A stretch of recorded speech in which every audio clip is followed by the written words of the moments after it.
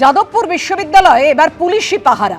শিক্ষামন্ত্রীকে হেনস্থা, তার গাড়ির ধাক্কায় ছাত্রের আহত হওয়া নিয়ে বিতর্কের আবহে এবার পুলিশ আউটপোস্টে তৈরির সিদ্ধান্ত নিল লালবাজার। যাদবপুরের রেজিস্ট্রারকে পাঠানো হয়েছে সেই চিঠি। ক্যাম্পাসের কোন জায়গায় আউটপোস্ট করা যায় সেই জায়গা চিহ্নিত করতে কলকাতা পুলিশ জানিয়েছে এবং ইতিমধ্যেই সেই চিঠি দেওয়া হয়েছে।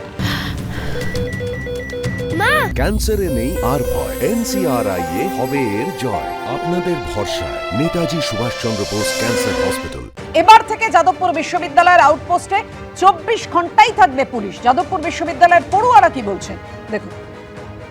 সবাই আমরা যেটা চাই সেটা হচ্ছে কি, যে গার্ড সংখ্যা, আমাদের যে ক্যাম্পাসে যারা গার্ড রয়েছেন, মহিলা গার্ড এবং পুরুষ গার্ড সব মিলিয়ে প্রত্যেকের গার্ড সংখ্যা বাড়ানো হোক এবং তাদেরকে স্থায়ী করা হোক, এই বিষয় নিয়ে আমরা কথা বলেছি।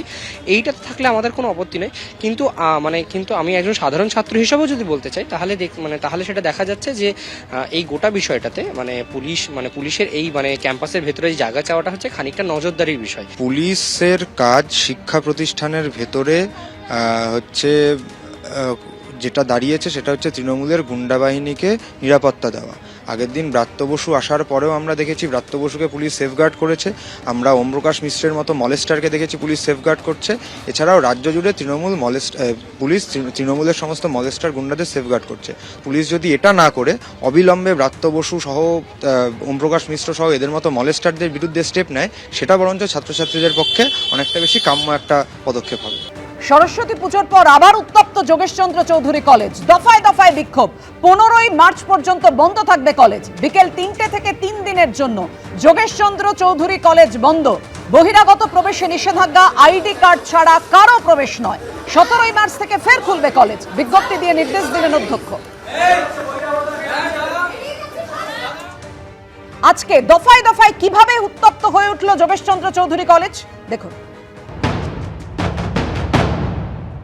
যোগেশচন্দ্র ল কলেজে কিন্তু গভর্নিং বডির বৈঠক ছিল। সেই বৈঠকে মালা রায়, তিনি প্রেসিডেন্ট হিসেবে ছিলেন। দীর্ঘক্ষণ তার গাড়ি আটকে রাখা হয়, ছাত্রছাত্রী আটকে রাখে। তাদের যেটা অভিযোগ যে বহিরাগতরা কিন্তু কলেজ ক্যাম্পাসের ভেতরে রয়েছে এবং সে কারণে কিন্তু তার গাড়ির সামনে বসে তারা অবস্থান বিক্ষোভ করে।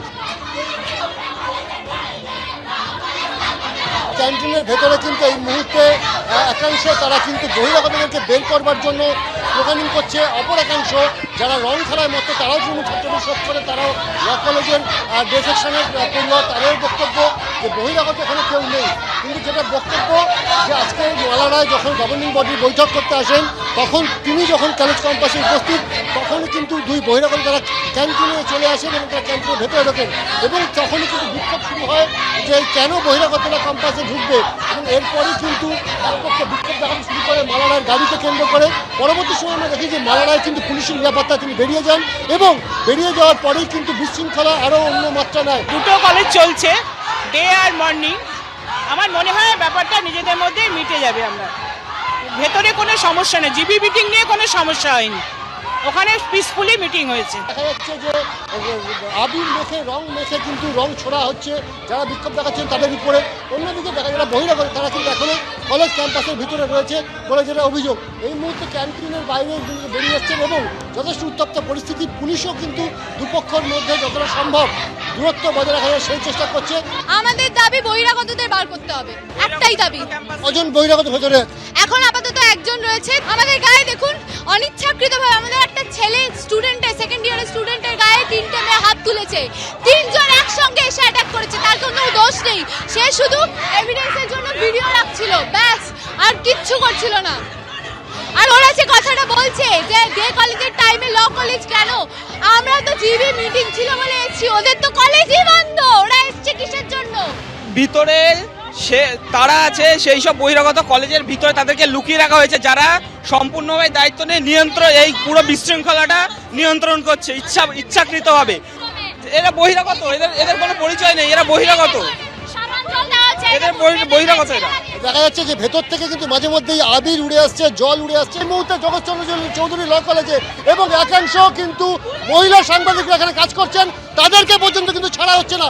মহিলা পুলিশ কর্মী থেকে শুরু করে মহিলা সাংবাদিক কাউকে কিন্তু ছাড়া হচ্ছে না। এই মুহূর্তে পুলিশ কর্মীরা কারুর কিন্তু কোনো দেখা পাওয়া যাচ্ছে না ক্যাম্পাস চত্বরে। লঙ্কাগুলো সমস্ত সহ আমার গায়ে যখন প্রথমবার পরে আমার চোখটা ভীষণ জ্বালা করে।